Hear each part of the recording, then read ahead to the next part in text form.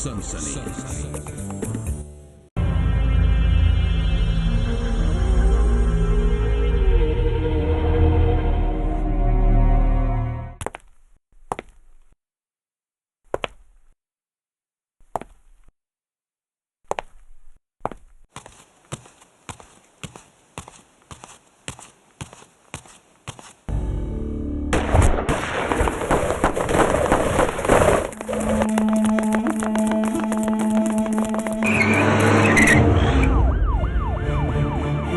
आज सवेरे नई दिल्ली में प्रधानमंत्री के निवास स्थान पर श्रीमती गांधी की हत्या करने की कोशिश की गई। उन्हें तुरंत all India institute of medical sciences ले जाया गया।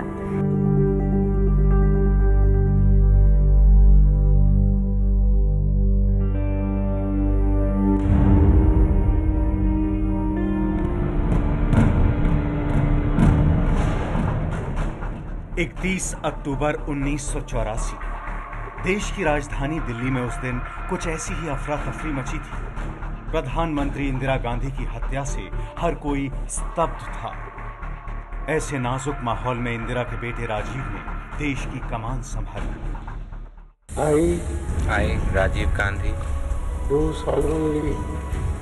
solemnly affirm that I will bear true faith and that I will bear true faith and allegiance as the Prime Minister for the Union, except as may be required for the due discharge of my duties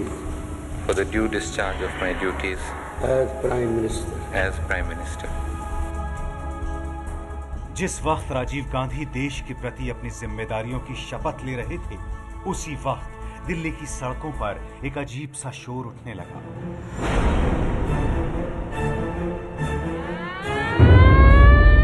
एक ऐसा शोर जिससे इंदिरा की मौत के बाद पसरा सन्नाटा टूटने लगा।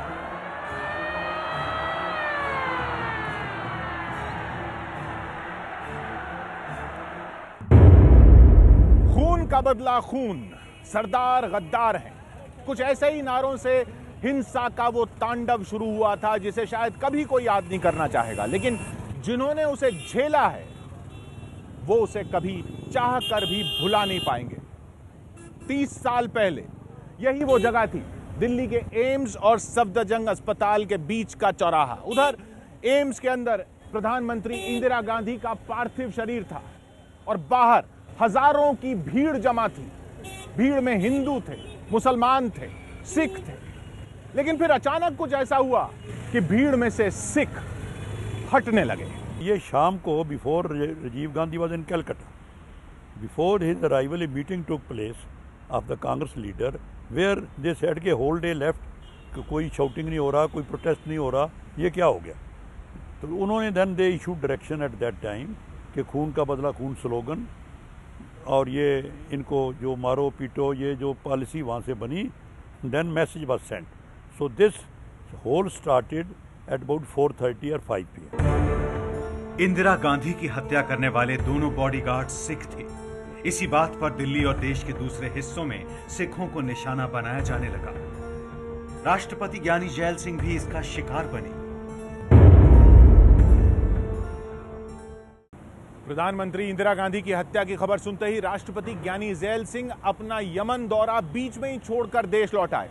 वो एयरपोर्ट से सीधे एम्स की तरफ जा रहे थे।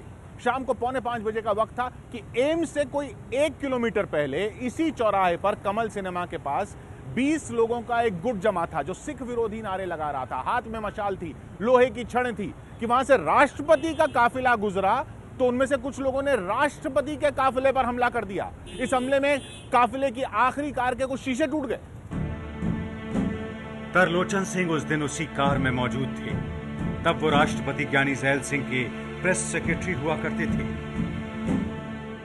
कुछ वहाँ लड़के शाउटिंग कर रहे थे और वो शाउटिंग करते करते सड़क पे खड़े थे।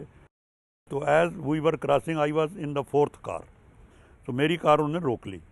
रोक के उन्होंने उस पर कुछ डांगे पत्थर मारे और एज वो कन्वाय चल रहा तो मेरी कार में बर्निंग टार्च फेंक दी। लकीली माई ड्राइवर उसने वो फेंक के स्केट के, तो I went out of the convoy came to Rashtrapati Bhavan. So एक बात, this was the first incident. Second was which I was told, when ज्ञानी जी came out of the hospital, तो जब नीचे उतरे तो उनकी कार को घेर लिया गया और काफ़ी शाउटिंग हुई। तो देन ज्ञानी जी ओन सिक्योरिटी जो साथ होती है उन्होंने उनको क्लियर करके राष्ट्रपति भवन लाया। राष्ट्रपति के एम्स से निकलने के बाद हिंसा की वारदातें एम्स के आसपास के इलाकों में फैलने लगी। पुलिस रिकॉर्ड में दर्ज दिल्ली की पहली घटना औरबिंदो मार्ग पर हुई, जहां एक सिख की मोटरसाइकिल जला दी गई थी। लेकिन इस तरह की कई वारदातें एक साथ कई जगहों पर हो रही थी।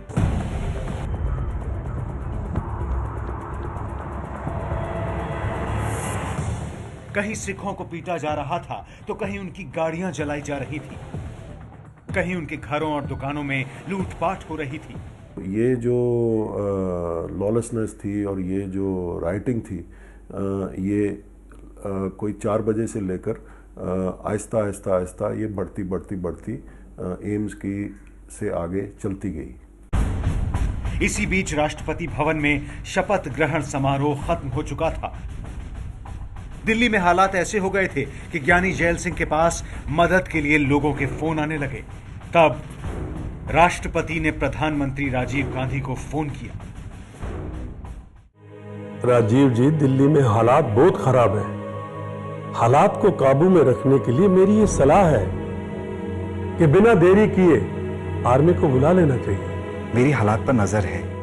अगर पुलिस फोर्स हालात को काबू में नहीं कर पाती तो आर्मी को मदद के लिए बुलाया जाए। ठीक है।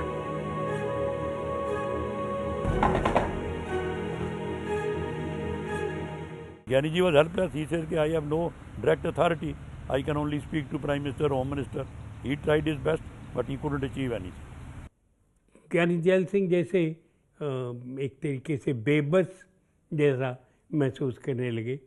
यद्यपि राष्ट्रपति हमारे यहाँ तीनों सेनाओं का प्रमुख होता है, वो चाहे तो सेना को आज्ञा दे सकता है, परंतु स्थिति शायद ऐसी हो गई थी कि ज्ञानी जैल सिंह भी वो नहीं कर सके और अपनी आंखों के सामने वो हत्याएं होते देखते रहे।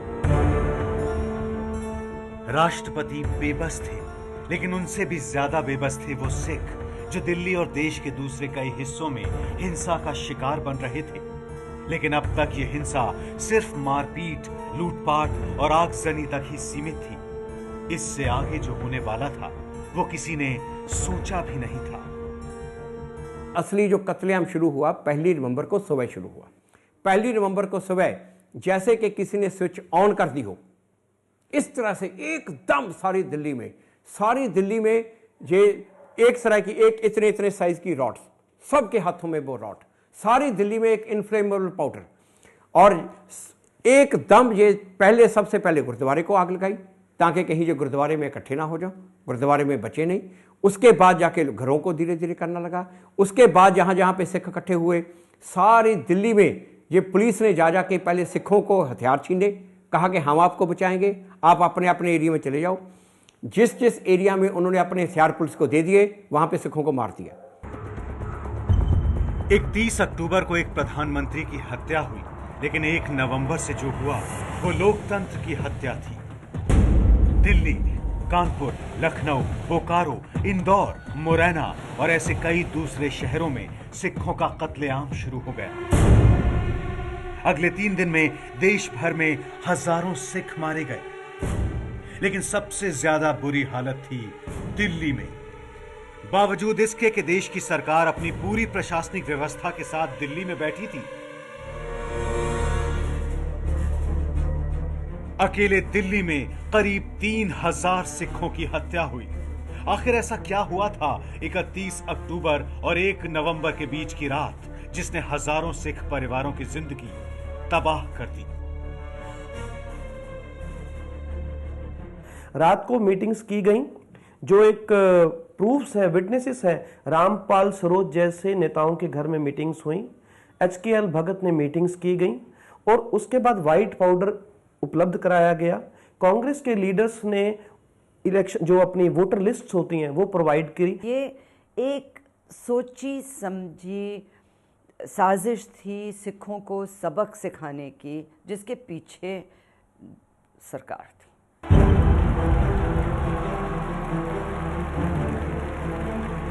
हिंदुस्तान के इतिहास में इससे पहले कभी भी किसी सरकार या किसी राजनीतिक दल पर इतने गंभीर आरोप नहीं लगे थे। ये आरोप लगाने वाले कोई एक दो लोग नहीं, बल्कि सैकड़ों लोग थे। कितने ही लोगों ने कांग्रेस के छोटे बड़े नेताओं के उस हिंसक भीड़ में शामिल होने का दावा किया। वहाँ हमारे भाई शीतल सिंह को और हमारे भाई के ससुर उसको तो घर पे ही मारा है, और जो शीतल सिंह जो था गोंडा चौक के ऊपर एचकेएल भगत ने मरवाया था। एचकेएल भगत, सज्जन कुमार, जगदीश टाइटलर, ये कुछ ऐसे नाम हैं जिनके खिलाफ कितने ही लोग गवाही दे चुके हैं, कुछ अपने बयानों से पलटे भी। नतीजा ये हुआ कि कानून की नजर में अब तक इनमें से किसी पर भी दोष साबित नहीं हुआ है। यही वजह है कि हजारों सिख परिवारों के लिए 30 साल पुराना वो जख्म आज भी उतना ही ताजा है। मेरे आदमी को मेरे सामने जिंदे को जला दिया था, मेरे जेठ को भी तलवार मारी थी, उनकी भी आंतड़ी बाहर निकाल दी थी इन्होंने, और हमारे ऐसे परिवार के हमारे 12 बंदे इन्होंने मार दिए थे, तो हम कैसे भूल जाएं। दर्शन कौर जैसी कितनी ही सिख महिलाओं ने अपनी आंखों के सामने अपने घर के सारे आदमियों को तड़प तड़प कर मरते देखा। ये कहानी किसी एक बस्ती या इलाके की नहीं थी। उन 3 दिनों में पूरी दिल्ली में यही हुआ। पूर्वी दिल्ली में कल्याणपुरी, शाहदरा, पश्चिमी दिल्ली में सुल्तानपुरी, मंगोलपुरी, नांगलोई, दक्षिणी दिल्ली में पालम कॉलोनी और उत्तरी दिल्ली में सब्जी मंडी और कश्मीरी गेट जैसे कुछ ऐसे इलाके हैं जहां सिखों के पूरे पूरे परिवार खत्म कर दिए गए। एक हिंदू नहीं मारा गया था, या शायद एक मारा गया क्योंकि उसने कोई वो सिखों को बचाने की कोशिश कर रखी थी। तो ये दंगा नहीं था, ये पूरी तरह से जिसको अंग्रेजी में कहते हैं शब्द है पोग्रम, हाँ, कत्लेआम। कत्लेआम 1984 में जो हुआ, शायद उसके लिए यही शब्द इस्तेमाल किया जाना चाहिए। मैं इस वक्त दिल्ली के उस मोहल्ले में खड़ा हूं जहां 1 और 2 नवंबर 1984 को कत्लेआम हुआ था। त्रिलोकपुरी का ब्लॉक नंबर 32। एक घर ऐसा नहीं बचा था जहां कोई सिख पुरुष जिंदा बचा हो। गली में लाशें ऐसे बिछी हुई थीं कि किसी के लिए पूरा पैर रखकर चलना नामुमकिन था। लगभग कोई 250-300 मीटर लंबी गली थी और उसके आसपास छोटे छोटे घर थे 25-25 गज के। तो वो पूरी ही गली में हम अपना जो पैर थे, हम 3 रिपोर्टर थे, मैं इंडियन एक्सप्रेस से था, मेरा एक कोलीग था, एक जनसत्ता के साथ थे। हम तीनों अपने जो पैर थे वो हम ज़मीन पर नहीं रख सकते थे, क्योंकि या तो वहाँ कोई लाश थी या लोगों के अंग थे, किसी की टांग थी, किसी की बाजू थी, किसी का धड़ था। और हमें वो चलने में हम बिल्कुल अपने टोज पे चलना पड़ा हमें, क्योंकि हम अपना उधर चल नहीं सकते थे। राहुल बेदी उन 3 पत्रकारों में से एक हैं जिन्होंने सबसे पहले त्रिलोकपुरी में हुई हैवानियत को अपनी आंखों से देखा। हम त्रिलोकपुरी के थाने में गए तो वहाँ देखा हमने कि थाने में हमने पूछा कि क्या हो रहा है। वो कह रहे हैं जी कुछ नहीं हो रहा, यहाँ तो सब शांति है, बिल्कुल कोई प्रॉब्लम नहीं है यहाँ। मगर साथ में ही पुलिस स्टेशन के प्रेमिसेस में हमें एक ट्रक देखा, उसमें कोई 3-4 लाशें पड़ी थी और लाशों के ऊपर एक जवान लेटा हुआ था, सिख जवान था। उसका जो पेट था वो पूरा कटा हुआ था और वो काफ़ी घंटों से वहाँ लेटा हुआ, उसमें उसको थोड़ी बहुत होश थी। तो मैंने उसको पूछा कि क्या हुआ है। उसने कहा कि हम सब लोगों को त्रिलोकपुरी में उन्होंने मार दिया है और मुझे यहाँ लाया गया है। कल्याणपुरी थाने के अंतर्गत आने वाले त्रिलोकपुरी में ज्यादातर गरीब सिख परिवार रहा करते थे। नानावटी कमीशन में दिए गए हलफनामों के मुताबिक त्रिलोकपुरी में हिंसा की शुरुआत 1 नवंबर की सुबह 10 बजे के करीब हुई। करीब 300 से 400 लोगों की भीड़ पहले ब्लॉक नंबर 36 के गुरुद्वारे के पास इकट्ठा हुई। कुछ ही मिनटों में गुरुद्वारे को आग लगा दी गई। साधु सिंह नाम के व्यक्ति ने नानावटी कमीशन को दिए अपने बयान में कहा है कि उस भीड़ में स्थानीय कांग्रेस नेताओं के साथ पुलिस वाले भी मौजूद थे। गुरुद्वारे को जलाने के बाद त्रिलोकपुरी के ब्लॉक 32 की तरफ भीड़ बढ़ी। वहां मौजूद सिख परिवारों ने भीड़ का मुकाबला करने के लिए कृपाण और छोटे हथियार इकट्ठा किए। लेकिन पुलिस ने सुरक्षा का भरोसा देकर उनसे उनके हथियार अपने पास रखवा लिए और उन्हें घर जाने को कहा। ये 2 गलियां त्रिलोकपुरी में ये कत्लेआम चला। लोग आते थे, मारते थे, चले जाते थे अपने घरों में, फिर वापस आते थे, फिर कत्लेआम शुरू करते थे और उनको घेर रखा था उन्होंने। वो ना ही वो भाग सकते थे और ना ही उनके पास कोई हिफाजत थी, क्योंकि उनकी जो भी थोड़ी बहुत उनके पास असला था या तलवारें थीं या छुरे थे या जो भी था, वो पुलिस ने हासिल कर लिया था और उनको कैजुअली ये 72 घंटों में आहिस्ता आहिस्ता उनको मारा। त्रिलोकपुरी में 190 घरों में आग लगा दी गई। 6 पुरुषों को छोड़कर सारे सिख पुरुषों को मार दिया गया और मारने के बाद केरोसिन डालकर उन्हें जला दिया गया। किसी की बॉडी नहीं मिली हमें, किसी को कुछ नहीं। हमने तो 1 मीटर जो कफन होता है हमने वो भी नहीं डाला किसी के ऊपर। हमें किसी की नहीं मिली, कोई नहीं मिला हमें। तब त्रिलोकपुरी में रहने वाली तीरथ कौर ने अपनी आंखों से अपने परिवार के 7 लोगों को मरते देखा। जैसे आया तो मेरे आदमी को पकड़ा उन्होंने मारने के लिए, तो वो बाहर निकल गए तो हमें भी धिक्का उक्का दिया। जैसे पकड़ा मारने के लिए 4-7 बजे तक हंगामा चलता रहा। हम 7 हैं, मेरा देवर था, मेरा जेठ था, मेरा आदमी था, मेरा नंदोई, 7 थे। हमारे 7 ही मार दिए थे, हमारा कोई नहीं बचा था। तीरथ के मुताबिक जब वो बच्चों के साथ वहां से भागने लगी तो दंगाइयों की नजर उनके बच्चों पर पड़ गई। मैंने कहा नहीं, मेरा छोटा बेटा है, बच्चा है, इसको मत मारो, मेरे बच्चे को मत मारो। जैसे उन्होंने मारा तो मैंने अपने बेटे को पकड़ के ऐसे लातों में ले लिया। मैंने ऐसे ऊपर ऐसे मैं झुक गई और मैंने अपना बेटा नहीं छोड़ा। उन्होंने मेरे को बहुत लाठी मारी, सारा मेरा काला हो गया था बदन, पर मैंने अपना बेटा नहीं छोड़ा। 3 दिन तक हमारे बच्चों के मुंह में ये खून सा निकल रहा था। 3 नवंबर की दोपहर तक त्रिलोकपुरी में तीरथ कौर की तरह करीब 300 से ज्यादा महिलाएं विधवा हो चुकी थी। यही नहीं, भीड़ में शामिल लोगों पर महिलाओं से बलात्कार के भी आरोप लगे। रिपोर्ट्स तो ज़रूर है उसके बाद कि बहुत रेप्स भी हुए और ये रेप्स के बारे में जितनी भी कमीशन ऑफ इंक्वायरी बैठी, लगभग 8 या 9 कमीशन ऑफ इंक्वायरी बैठी, उन्होंने ये रेप पर, हालांकि ये चर्चा उठी मगर इस पर कुछ उन्होंने एक्शन खास नहीं दिया और उन्होंने इस पर कुछ खास इन्वेस्टिगेशन नहीं किया। आहूजा कमेटी की रिपोर्ट के मुताबिक पूर्वी दिल्ली में 1234 सिख मारे गए थे, जिनमें से 610 कत्ल सिर्फ कल्याणपुरी में हुए।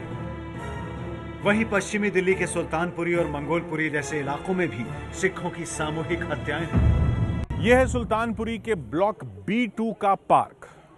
नानावटी कमीशन को दिए हलफनामों के मुताबिक इसी जगह 1 नवंबर 1984 की सुबह 500-600 लोगों की भीड़ जुटी।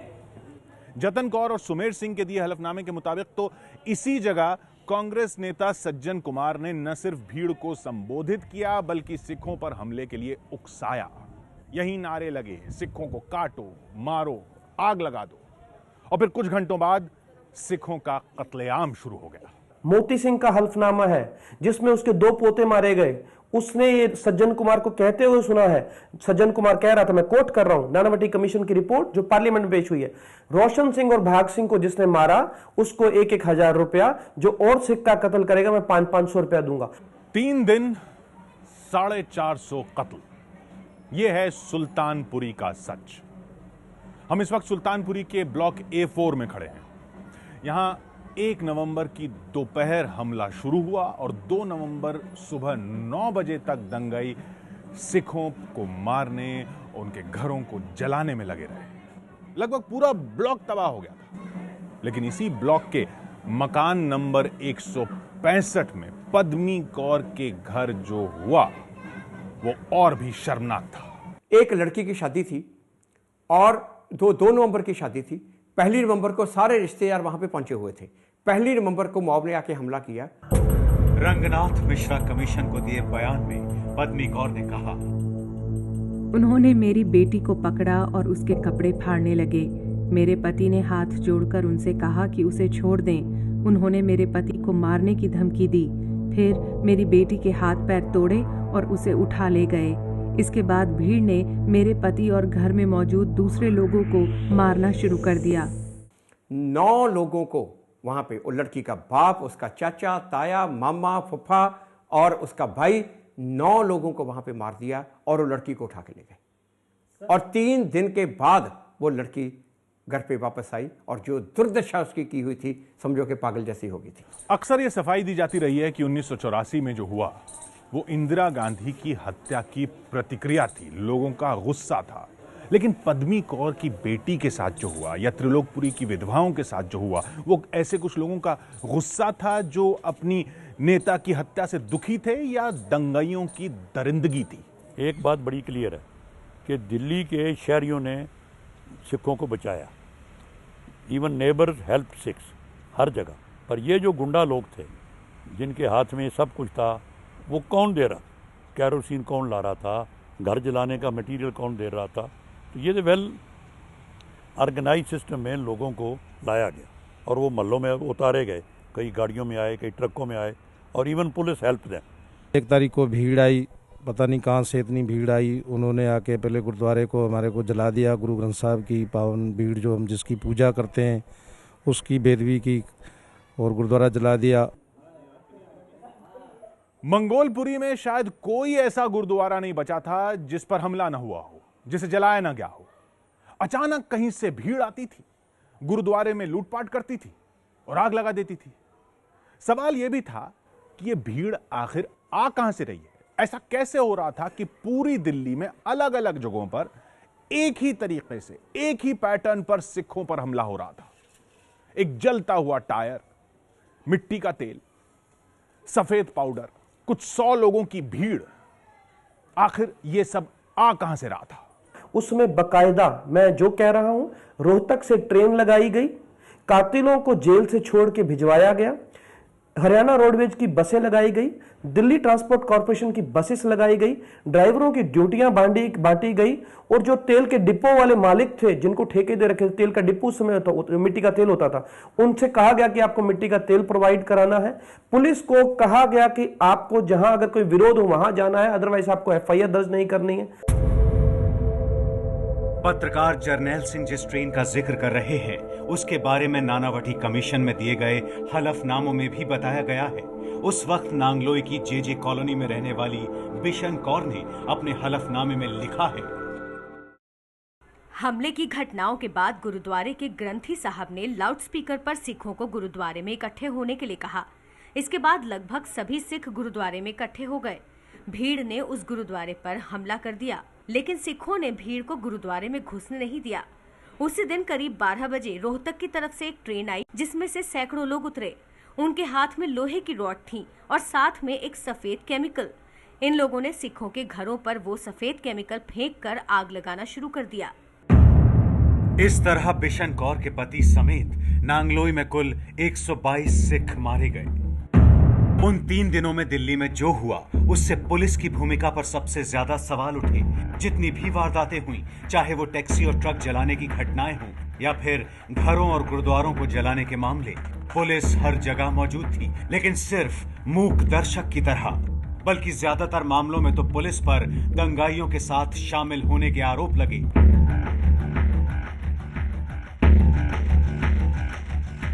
पुलिस यहीं आपके निकट आश्रम में ये भड़का रही थी कि सिखों ने हिंदुओं की ट्रेन काट के पंजाब से भेजी है, उन्होंने जहर मिला दिया है पानी में। इस तरह की अफवाहें फैलाने का काम पुलिस कर रही थी। तो एक तरह से माहौल क्रिएट किया जा रहा था ताकि सिखों का जेनोसाइड किया जा सके। निर्प्रीत कौर तब 16 साल की थी। दिल्ली के वेंकटेश्वर कॉलेज में BSc की पढ़ाई करने वाली निर्प्रीत 1984 में पालम के राजनगर में अपने परिवार के साथ रहा करती थी। लेकिन 2 नवंबर 1984 को जो हुआ उससे निर्प्रीत का भरोसा ऐसा टूटा कि वो उग्रवादियों के साथ जुड़ने को मजबूर हो गई। निर्प्रीत के गुस्से की वजह भी दंगाइयों से ज्यादा वो पुलिस है जिसने उनके पिता के साथ धोखा किया। पुलिस के कहने पे मेरे फादर साहब गए कॉम्प्रोमाइज के लिए और पुलिस ने इंस्पेक्टर कौशिक नाम का बंदा जिसने माचिस दी, जिससे मेरे फादर साहब को जिंदा जलाया। जब मैं वापस आई हूँ, जब मेरे फादर साहब जल गए, मैं दौड़ के घर की तरफ आई हूँ और मैंने देखा कि मेरी मदर बेहोश पड़ी है और हमारे घर में पुलिस खड़ी और हमारे घर को आग लगी हुई है। ये पुलिस का रोल है। निर्प्रीत जिस राजनगर में रहती थी वहां सिखों के 250 से 300 परिवार थे। जब सिखों पर हमले शुरू हुए तो इनमें से ज्यादातर लोग निर्प्रीत के घर पर इकट्ठा हो गए। ये लोग डटकर दंगाइयों का मुकाबला करने लगे। इसी वजह से भीड़ ने पुलिस की मदद से निर्प्रीत के पिता निर्मल सिंह को निशाना बनाया। मैंने अपनी आंखों के सामने अपने फादर साहब को जिंदा जलते हुए देखा। 3 बार मेरे फादर साहब ने बचने की कोशिश किया, नाले में गिरे हैं और उन्होंने उठा के उनको फिर बाद में लाठियां मारी हैं, रॉड सरियों से मार के। 4 घंटे मेरे फादर साहब ने, हमने 4 घंटे अपनी हिफाजत किया। 4 घंटे बाद ये धोखे से ले जाके इन्होंने आगे मेरे फादर को मॉब के आगे बलवान खोखर जो सज्जन कुमार का भांजा उसने दिया। निर्प्रीत कौर ने पूर्व सांसद और कांग्रेस नेता सज्जन कुमार के खिलाफ कोर्ट में गवाही दी। सज्जन कुमार समेत 6 लोगों पर दिल्ली कैंट में 5 सिखों की हत्या का मामला दर्ज हुआ, लेकिन ट्रायल कोर्ट ने बाकी 5 को दोषी मानते हुए सज्जन कुमार को इसमें बरी कर दिया। राजनगर, सागरपुर, महावीर एन्क्लेव और द्वारकापुरी दिल्ली कैंट के ये वो इलाके थे जहां सिख विरोधी हिंसा में सबसे ज्यादा मौतें हुई। लोग जब पुलिस में, थाने में अपनी शिकायत दर्ज करने आते, मदद मांगने आते, तो उनकी शिकायत तक दर्ज नहीं की गई। आहूजा कमेटी के मुताबिक दिल्ली कैंट में 341 सिखों की हत्या हुई और एफआईआर दर्ज हुई सिर्फ 5। 3-4 दिन तो अबाध रूप से ये दंगे चलते रहे, सिखों की हत्याएं होती रही, सेना नहीं बुलाई गई, पुलिस को बिल्कुल निशस्त्र कर दिया गया। पुलिस तो दंगाइयों के एक तरीके से साथ जुड़ गई और पुलिस बार बार निकलती थी। सिखों के घर जलाए जा रहे थे, उनकी हत्याएं हो रही थी और पुलिस का रोल ये था कि पुलिस उन दंगाइयों से कहती थी जो करना है जल्दी कर लो क्योंकि ज़्यादा समय नहीं है। क्या पुलिस हिंसा के शिकार लोगों की मदद इसलिए नहीं कर रही थी क्योंकि उस पर ऊपर से दबाव था? सब्जी मंडी पुलिस थाने की कहानी तो यही कहती है। 31 अक्टूबर 1984 को इस थाने के एसएचओ थे गुरमेल सिंह, वो सिख थे। इतना ही नहीं, सब्जी मंडी सब डिवीजन के एसीपी केवल सिंह, वो भी सिख थे। ये दिल्ली का पहला थाना था जब 31 अक्टूबर को हिंसा की घटनाएं शुरू ही हुई थी। ये पहला थाना था जहां पर एफआईआर दर्ज हुई। लेकिन फिर क्या हुआ? कुछ ही घंटों बाद दोनों पुलिस वालों को यहां से हटा दिया गया। 1990 में कुसुमलता मित्तल की जांच रिपोर्ट में साफ कहा गया है कि उन दोनों को इसलिए हटाया गया क्योंकि वो स्थिति पर काबू करने की कोशिश कर रहे थे। उसके बाद 1 नवंबर 1984 से यहां भी वही सब कुछ हुआ जो दिल्ली में बाकी जगह हो रहा था। हम 13 परिवार थे, गली एक थी, एक तरफ से बंद थी। ऊपर से हजूम आया, हम भाग के नीचे आए हैं, ऊपर से पथराव हुआ और साथ में आग डाल के उन्होंने आग लगा दी। ठीक है ना, मैं छत पे था, मैं परली तरफ कूद गया। बाकी जो मेरे भाई और मेरे फादर या और रिश्तेदार थे, 13 फैमिलियां थी, 13 की 13 वहीं के वहीं उन्होंने दबोच के मार डाली। उन 3 दिनों में सिखों के परिवार खत्म किए जा रहे थे और उन हिंदुओं को भी निशाना बनाया जा रहा था जो सिख परिवारों की मदद कर रहे थे। एक भी जगह दिल्ली में ऐसी नहीं थी जहां पे कोई सिख अपने आप को सेफ समझे। एक भी जगह दिल्ली में कोई भी छुपने के लिए जगह नहीं मिल रही थी। ये हालत थी। मैं अपनी स्टोरी आपको बताता हूं। मैं साउथ एक्सटेंशन में था, मेरे घर के ऊपर अटैक हुआ और जब हमने वहाँ से शिफ्ट करना था, वहाँ पे बाई चांस फॉर्चुनेटली लैंडलॉर्ड ने हमें शेल्टर दी और वहाँ पे आर्मी पहुँच गई। ये 2 नवंबर शाम की बात है।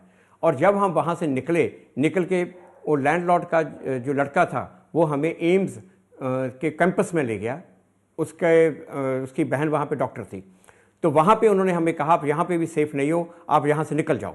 मेरा एक दोस्त था कैप्टन गैरे इंडियन एयरलाइन में, उनको मैंने फ़ोन किया, वो आए, आके मुझे वहाँ से निकाल के लेके गए, साकेत अपने घर पे लेके गए। साकेत में उन्होंने अपने घर पे जाके मुझे 2 दिन के लिए छिपा के रखा, नौकरों को भी पता तक नहीं होने दिया कि हमारे घर में कोई सरदार है। ये दिल्ली का हालत थी। एक भी जगह कोई ऐसी नहीं मिल रही थी जहाँ पे कोई सेफ हो। दिल्ली का दिल कहे जाने वाले कनॉट प्लेस में भी सिर्फ आग और धुएं का गुबार दिख रहा था। अपनी तस्वीरों के जरिए 1984 का सच सामने लाने वाले फोटोग्राफर अशोक वाही कहते हैं कि उन्होंने जो कुछ देखा वो मंजर रोंगटे खड़े कर देने वाला था। मुझे एकदम से खबर मिली कि सारा क्राउड प्लेस जो है जल रहा है। ये देखिए, ये सब ऑफिस और दुकानें जो हैं सरदार लोगों की हैं। ये बाबा खड़क सिंह मार्ग पे एक सरदार जी स्कूटर चला रहे थे, उसको इसके अंदर जिंदा जला दिया गया। इतने में मेरे को खबर मिली कि नई दिल्ली स्टेशन के ऊपर एक ट्रेन आई है, उसके अंदर लाशें हैं। मैं एकदम से नई दिल्ली स्टेशन गया, गाड़ी खड़ी है और एक ट्रॉली के ऊपर 3-4 सरदारों की लाशें पड़ी हुई हैं और वो ट्रॉली को खींच के उनको लेके जा रहे हैं। उन 3 दिनों में अगर गरीब सिख बस्तियों को पूरी तरह तबाह किया गया तो तथाकथित वीआईपी इलाके भी बहुत सुरक्षित नहीं थे। मशहूर लेखक खुशवंत सिंह ने अपनी आंखों से खान मार्केट में दंगाइयों को पुलिस की मौजूदगी में आगजनी और लूटपाट करते देखा। इसके बाद उन्होंने अगली 2 रातें स्वीडिश एम्बेसी में रहकर गुजारी। खास हो या आम, 84 के उन 3 दिनों में शायद ही ऐसा कोई सिख परिवार था जो उस हिंसा का शिकार न हुआ हो। ग्रुप कैप्टन मनमोहन वीर सिंह तलवार एयरफोर्स में थे। 1971 में पाकिस्तान की जंग में उन्हें महावीर चक्र से सम्मानित किया देश ने। लेकिन शर्म की बात यह कि दंगाइयों ने ऐसे वीर को भी निशाना बनाने की कोशिश की क्योंकि वो सिख थे। 1984 में ग्रुप कैप्टन मनमोहन वीर सिंह तलवार अपने परिवार के साथ पटेल नगर के इसी मकान में रहते थे। उनके घर के ऊपर अटैक हुआ। जब उनके घर के ऊपर अटैक हुआ, उन्होंने पुलिस को फ़ोन किया, कोई पुलिस नहीं आई, कोई नहीं आई। जब उनके घर को आग लगा दी तो उन्होंने अपने घर में से फायरिंग शुरू की, मॉब को अपने घर से दूर हटाने के लिए, अपने फैमिली को बचाने के लिए। मगर वहाँ पे जब पुलिस शाम को पहुँची, वहाँ पे पुलिस कमिश्नर पहुँचा, वहाँ पे आर्मी पहुँची। इन्होंने मोहनवीर सिंह तलवार की गन सीज करके उसको उसके घर से अरेस्ट किया। मॉब में से एक आदमी को नहीं पकड़ा। मॉब वहाँ पे खड़ा है। नानावती कमिश्नर में जब वो एसएचओ पटेल नगर का आया तो मैंने उससे पूछा कि आपने मॉब में से किसी को अरेस्ट क्यों नहीं किया? कहता we were outnumbered, mob बहुत ज्यादा था, हम कम थे। 1984 के वो 3 दिन दिल्ली के ज्यादातर सिख परिवारों पर कहर बनकर टूटे। हिंसक भीड़ उन्हें मारने पर आमादा थी और पुलिस उस भीड़ की मदद कर रही थी। लेकिन 3 नवंबर को इंदिरा गांधी के अंतिम संस्कार के साथ ही यह हिंसा थम गई।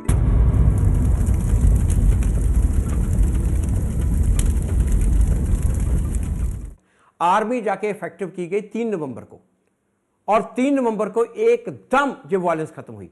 1 नवंबर को शुरू हुई थी जैसे किसी ने स्विच ऑन किया हो। 3 नवंबर को दोपहर के बाद एकदम वायलेंस खत्म जैसे किसी ने स्विच को बंद कर दिया हो। तब इन्होंने जाके आर्मी को इफेक्टिव किया, तब पुलिस इफेक्टिव हुई। उसको करने के लिए जैसे आमतौर पे कहा जाता है कि 72 घंटे इन्होंने दिए थे ये मॉबस्टर्स को, मॉब को, ये सिखों को सबक सिखाने के लिए, और जब वो 3 नवंबर को पूरे हुए तो वो बंद कर दिया गया। सिख विरोधी हिंसा में पुलिस की भूमिका की जांच के लिए कपूर मित्तल कमेटी बनाई गई। 1990 में इस कमेटी ने 6 आईपीएस अफसरों समेत 72 पुलिस वालों पर कार्रवाई की सिफारिश की।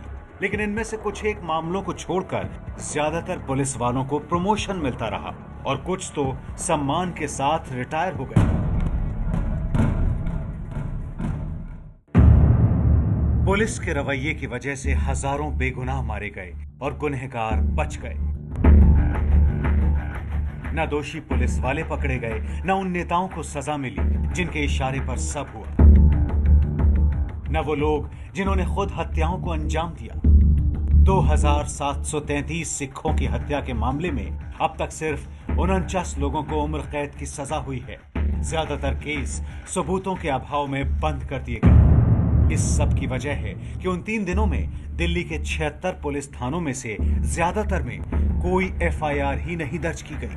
एफआईआर दर्ज करनी भी पड़ी तो यह कर दिया कि भीड़ ने 2 लाइन की एफआईआर मैं दिखा सकता हूं कि भीड़ ने 300 लोगों का यहां कत्ल किया, एफआईआर खत्म। कौन लीड कर रहा था, किसने मारा, कौन मारने वाले थे, कौन नेता उसमें शामिल थे, कोई तफ्तीश ही नहीं है। क्या इस 2 लाइन की FIR के ऊपर कभी भी केस कहीं प्रूव हो सकता है? उन 3 दिनों में जो हुआ उसने राजीव गांधी सरकार को शुरू में ही कटघरे में खड़ा कर दिया। लेकिन हिंसा थमने के कुछ दिन बाद ही राजीव गांधी ने दिल्ली के बोट क्लब में जो बयान दिया वो और ज्यादा चौंकाने वाला था। जब कोई बड़ा और भारी भरकम पेड़ गिरता है तो आसपास की धरती हिलती तो है ही। यानी ये कहकर सिखों के विरुद्ध जो लोगों का आक्रोश जागृत हुआ था उसको जैसे उन्होंने न्याय संगत ठहरा दिया। एक बड़े पेड़ के गिरने से जैसे हजारों लोग उसमें मारे गए, स्थान पर सिखों की हत्याएं हुई और बड़ी बुरी तरह से, बड़ी क्रूरतम ढंग से उनकी हत्याएं की गई। 3 कमीशन और 7 कमेटियों ने 1984 की सिख विरोधी हिंसा की जांच की। सब ने माना कि जो हुआ बहुत गलत हुआ। इसी साल सिख विरोधी हिंसा की जांच के लिए SIT के गठन की घोषणा भी की गई। लेकिन इतने सब के बावजूद हिंसा के शिकार आज भी इंसाफ का इंतजार कर रहे हैं।